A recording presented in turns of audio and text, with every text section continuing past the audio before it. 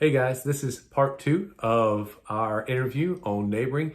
In this one, we get into some more of the practical aspects of neighboring and how to reach our neighbors with the gospel. We hope you enjoy. Next question. How can I, as an individual, reach my neighborhood? That's a really great question. And here is when I like to be very practical with the people because I like to say that anyone can neighbor, from a 2 year old to an 80-year-old or 108-year-old.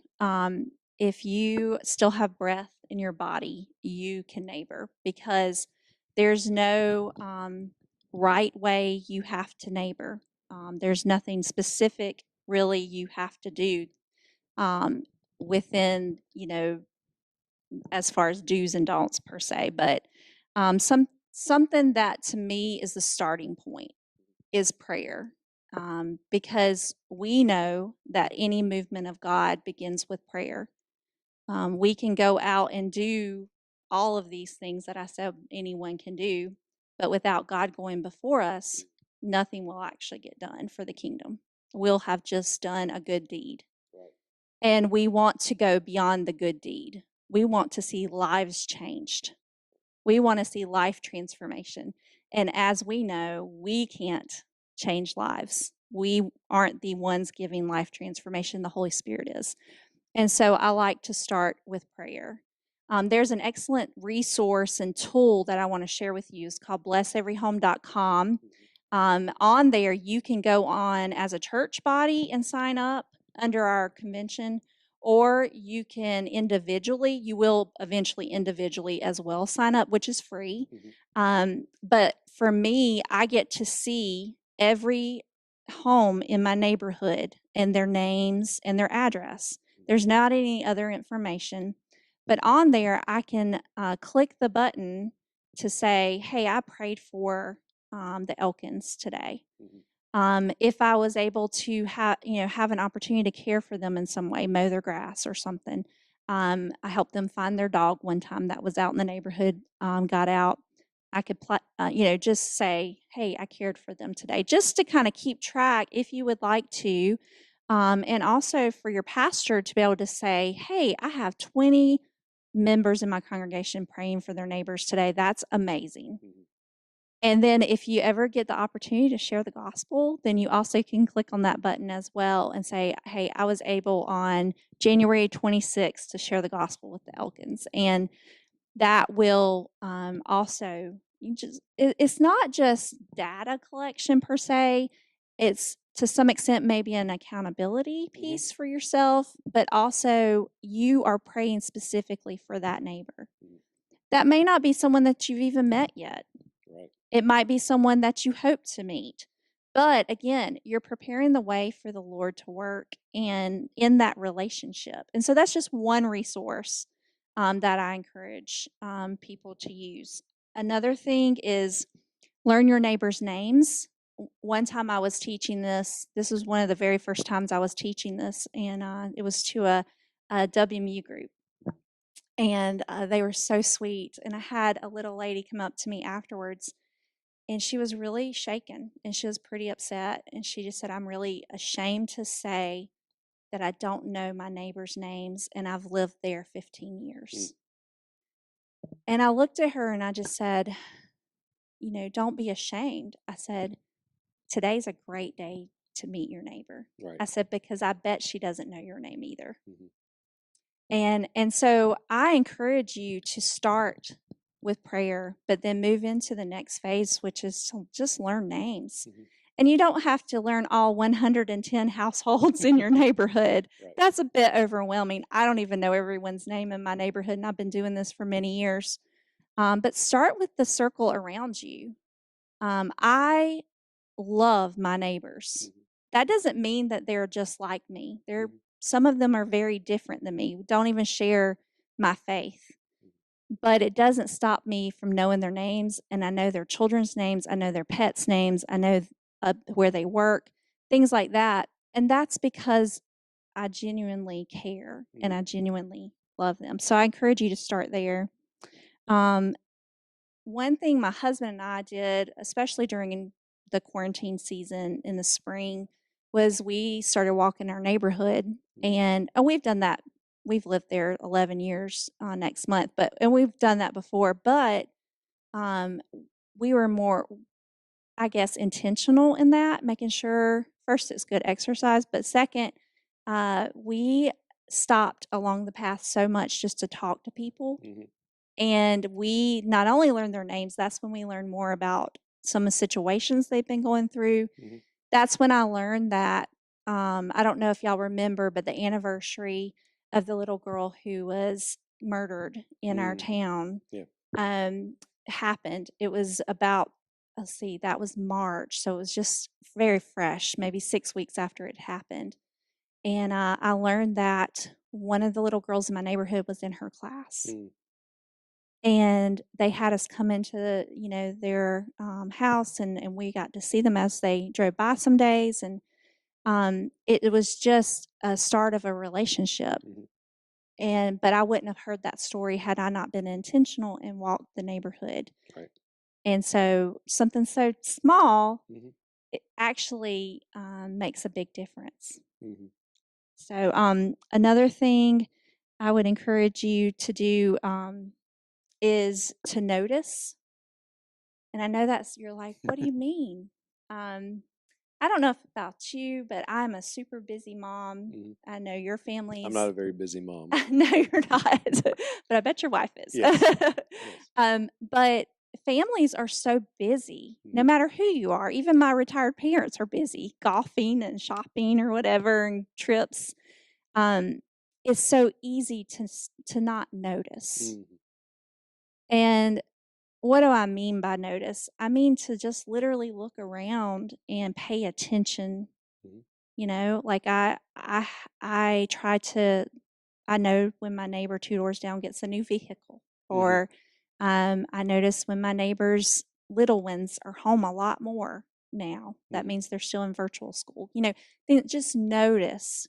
And why is that important? That's important because when you are in conversation with them, it'll give you an opportunity to ask questions. Right. Now, when you think of the word curiosity, what do you think of automatically? Curiosity killed the cat. Exactly. Okay. Curiosity killed the cat. Mm. So our culture at some point made curiosity negative. Right. When in fact, Jesus was constantly asking questions. Asking questions, good questions specifically, leads to understanding people more. I think we would understand people better if we would learn to be curious Hmm. and ask questions. Instead, our culture has made it uh, made you think, oh, they're just poking into my business, Right. Hmm. they're just nosy neighbors or Hmm. whatever. So I want to change that stigma because actually asking good questions will help you to learn to listen well Okay. Yeah. and to understand. And so when you're listening, a, I would say it's a verb, like it's something you actively do. Hmm. So you will ask a question, but then actually listen to the answer. A lot of times we're guilty of thinking of the next question or our response to Right. their response before they even finish their response, Right. right? Hmm. That's our culture. Hmm. And so, as believers, it's really awesome if we can change that culture. Right. And so, listening, y'all, it is an act of healing, Mm. and listening communicates love. Mm.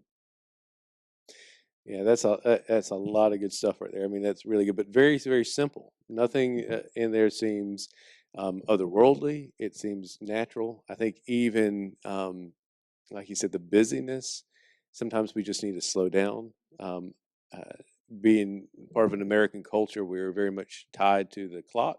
You know, um, even my kids, I've noticed. It used to be back in the day when you had uh, a watch, you would kind of estimate the time within 5 minutes. Now if you ask your kids what time it is, I look at the clock sometimes and it'll be 8:37. I'll say, well, it's 8:45, and they'll say, no, it's 8:37, because we're so tied to that moment, and we want to be um, doing something every moment. And sometimes we just need to say, what are we doing with our time? Because God has given us the time and it's precious, but sometimes we're using it on the wrong things where we could put down work, um, where we could put down um, the phone, where we could um, stop um, and notice our neighbors, even notice our families, like you said, neighbor. You know how many has we been guilty of just ignoring our own children, and not noticing them. Yeah, how many times have your children been talking to you and you're on your phone Hmm. scrolling while they're and you're like, "I'm listening," and Hmm. you're on your phone. Yep. Yeah, Mhm. eye contact makes a It difference. It really does. does. It really really does. So yeah, I think those are key things. And I do want to say too, those are very easy Hmm. every day. You can literally start those today. But I would also encourage you to learn how to share the gospel in a conversational way. Hmm. There's another tool that you have probably shared before too, but it's called the three circles, Jimmy Hmm. Scroggins Yeah. method. But there's a video, and I think I shared the link with you, or I can if I Hmm. haven't. It's about a minute and a half Hmm. video, and you're like, "Well, how can that be conversational?" Well, you memorize it, which, Lee Clamp, the, chief operator or what's his name? Is chief strategist That's of right. Yeah. operations, Yeah. his son, Hmm. Porter, actually did a video, and Hmm. he, like, memorized it and did it super quick last year, and we use that on our website just to show Right. that even a child can memorize this. Hmm. And the reason you memorize it is so when you do have an opportunity to share the gospel, it's second nature. Right. And I Right. encourage you to practice that. So learn it, memorize it, and then if you're married and you have a spouse, you guys just do it with each other. Practice it with each other or your kids too. That's good. I think that goes into a little bit what we're talking about next, and how can community groups develop neighboring practices. We have what we call community groups, home groups, small groups, other things. You may have heard that.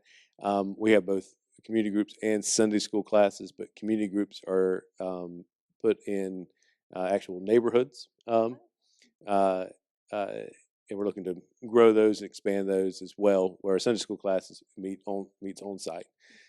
So specifically with those places where you have a group of people meeting in an offsite location, how can they, as a group, be about neighboring? That's a great question. My church is a house church model, so which is something we adopted from the mission field as well. And so we only have church in neighborhoods for the most part. We do gather all our house churches once a month for community worship, but um, I think the best thing you can do as a group is to develop friendships in that neighborhood. So the homeowners, they have friendships already hopefully established, or they can do these things we just talked about to build relationships, and then invite the neighbors into that group. So give them opportunities. Now, that's not the first thing you do. I made that mistake one time and we never saw that person.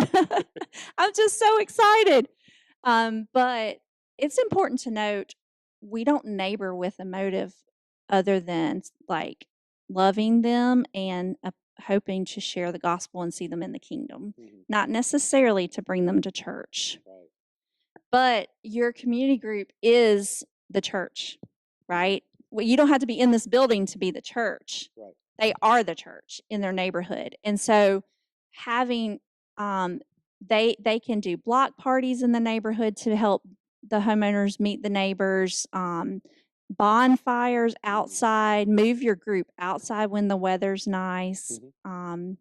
Zoom calls, you're probably doing Zoom calls now. Mhm. Give them the link. Once you Mhm. build a relationship with your neighbors, give them the link. Right. They can also invite like their coworkers, because remember we talked about neighboring is also your workplace. Mhm. So it doesn't have to be your physical Right. neighbors. Mhm. Yeah, there's so many different things they can specifically do Mhm. as a community group. Work in the school district. So like if there's a school that's in need, they need teacher support. Mhm. There's a great effort called Heart for Schools, an initiative out there. And teachers are so discouraged right now. Right. And you can't imagine what a little sticky note of encouragement would do, or a bag of cookies, or, a gift card could go a long way. So there's just Right. so many things you could possibly do. Oh yeah, there's a lot in that, and some of those groups can help with some of the bigger event-based things as well. I think that can really be helpful. Have you ever read Rosaria Butterfield's "The Gospel Comes with a House Key"? I have not, but I've heard of it. It's on my Yes. list. Yes. Yeah. Well, it is excellent. I got it on tape as well. So because she actually writes some songs and sings them on the book on tape. So, but she does a lot of that. Well, her entire church is based on this neighboring idea, and just she has a Sunday kind of, and they have between 40 and 50 people in their home every Sunday, and it's just it's normal time where they just kind of hang out, but then there's a time where they just kind of bring out coffee and they open up the Bible, and it just became part of the rhythm of their neighborhood. So she does that's another good resource to look at, especially with groups. I think it's really helpful. What are some common mistakes people make with neighboring? I wrote these down because I didn't want to forget. So I'm going to pull this out. Let's see.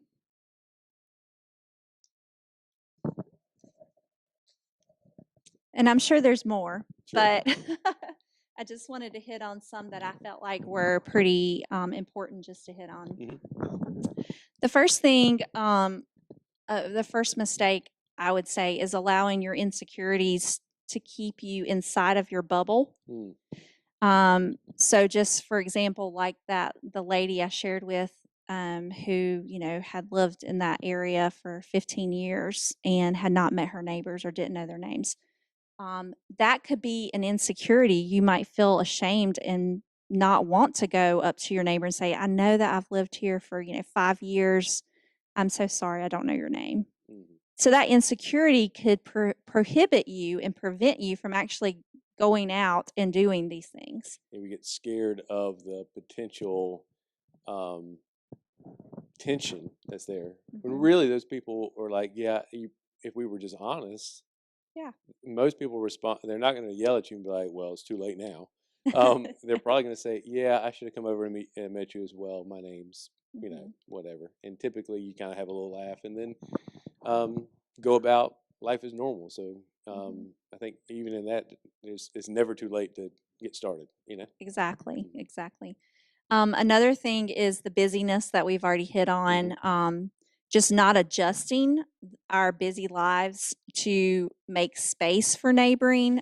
In that book, the Art of Neighboring, he really hits on that whole chapter, because in our culture, in our society, which is different than other cultures and different than other societies, we just feel the need to fill our time for some reason. We're not productive enough or whatever if we're not going here, there, and yonder. And so just making space to be able to, and I'm preaching to the choir because I'm thinking, I'm sometimes driving out my neighborhood when my neighbors are walking. But it's just recognizing that and paying attention and making that time to be available, really is important. And with that, in his book, I wrote down 2 lies that he has. Okay. With busyness, one of the lies is things will settle down someday. And the second lie was everybody lives like this. Not everybody does, y'all. Right. There are some people who are a little healthier with their time management than you think. So yeah, those are 2. I thought those lies were really good. The next thing I wanted to bring up, as far as mistakes go, is motives. And we kind of already hit on it a little bit, but your motives matter. Neighboring is a crock pot. Imagine that. It's a crock pot approach. It's not an Instapot, which I love my Instapot, but it's not that type of approach. If you jump the gun and you just, are like, hey, come to my church, like I did with our neighbor across the street when he moved in. I never saw him at church, and he kind of like ran from me for a while, like when Mhm. I'd go to the mill. Not really, but he would go inside a little faster and not Right. talk as Yeah. quick. Mhm. So just remember that neighboring is that crock pot, and that's kind of what you make Mhm. sure your motives are right in that. So let me just push back on that because I could see a question coming up and somebody saying, well, you know, we never know when they die, so I need to get the gospel out there, Yeah. you know, and I get that Mhm. piece. But there's how would we respond if somebody said, well, they might die tomorrow and I need to, just be bold and blatant and Yeah. stuff like that. I mean, that's when the Holy Spirit comes in. Hmm. So actually, there's a situation. We have a family in our church who, um, some of their lost family members are in ICU. One's in ICU Mm. and was put in coma. She literally got diagnosed Saturday, Mm. went to ICU the next day, and is in coma Wow. last night. I was on the phone and I felt just the Spirit telling me, you need to say this. And so we don't negate that, Hmm. right? Right. Yes, we're talking about the crock pot approach. Yes, we're talking about relationship building. Hmm. But if conversations move in that direction, don't stop them, Right. right? Hmm. And I can't tell you how many conversations I've had that have gone an extremely deep level quickly, just because of those things I told you earlier, listening and asking good questions and paying attention. Hmm. And so it could come sooner than later. You don't know, but you'll be ready because you learn the three circles or any other Right. evangelistic approach. But And, yeah. and I think we just need to recognize that, there's God's in control of those things, Mhm. and um, um, we need to be faithful, but not Mhm. necessarily pressing and trying to speed up the spirit. Mhm. And again, we need to be moving with the spirit on things, and sometimes it's more immediate, Mhm. and God uses that, and sometimes it is more long term. Yeah, and when it comes to motives, I think I was meaning more about inviting them to Right. church because Hmm. that's not necessarily Right. Hmm. the most important is inviting them to the kingdom, Right. sharing the gospel. Hmm. Um, it would be great if they got saved and came to our church, Hmm. but that's what I meant by motives too. Right. I think that So, that's such a key point in our motivations. That if we're just trying to get people to show up at our church, that's not the right motivation. And honestly, I think we're getting to a day and age with the demise of the Bible Belt in some ways and cultural Christianity that people don't see a need to be in a church, and they don't see a moral need for it, which has good and bad things with it. Um, but with that, and with that lack of need, there are going to be people that never come to your church and will not come to a church event until they become believers. yes, Um, and I think we need to recognize that it's not wrong to invite somebody to church or to do church events, but if we're depending on the invite to church or depending upon the invite to some church event, people see through that pretty quickly. And I know just from doing some events and being in ministry for a while, people will come to your event, whether it's VBS or trunk trunk or retreat. treat, and not care about or not feel any guilt about not coming to your church or not feel any kind of pressure to become a Christian or anything like that. So those events are well and good and have their place, but we can't be dependent upon them. And I think that's why I think the neighboring approach is going to be um, more of the future of the church. It needs to be. And events have their place, Hmm. and if you use events as a springboard for relationship, then Key. it's Yep. definitely it is good. Right. But if you use events thinking, you know, well, this is the end all, this Hmm. is then it's not going to go anywhere. Right. And so you can have a normal event like you could have a pancake breakfast at your house and you invite your neighbors and cook outside and everybody's sitting and eating pancakes together, and it's just relationship building, which you have a greater intent in that than just to be friendly, um, but that doesn't necessarily mean that you got to stop everybody at the end of it and be like, oh, here's our pastor. He's going to do a gospel presentation for 5 minutes. Yeah. And people might feel a little bit of that bait and switch, like, hey, I came here for pancakes. I didn't know I was going to get proselytized too. And God still uses those things, don't get me wrong, but I think some people feel a little bit jaded in that. Feel like, and then if you lose trust with people, like you said, your neighbor, you maybe pressed a little much on that, and maybe there's this, you didn't even get to know me yet, and it takes a little while to rebuild some of those things. And then let's see, not forgiving. That was Mm. my last mistake or danger warning type thing. Mhm. You know, in a neighborhood with 110 homes, families, you're not going to all see eye to eye on the same things. You are going to get your feelings hurt in some ways, potentially. But as believers, we are called to forgive. And forgiving matters. And they will know, and not just in your neighborhood, but I'm thinking your sphere of influence, your families. There's a lot of strain in families, especially nowadays, and your workplace, your coworkers, your friends. It's just important to make sure that you forgive them and love them where they are. So I think that could definitely be something that hinders you, if not. Thank you for watching this portion of the interview with Melanie Radcliffe. I'm very thankful for her and all that she's done. Please join in for the other two sections, as they can be really helpful in understanding what it means to reach our neighbors with the gospel.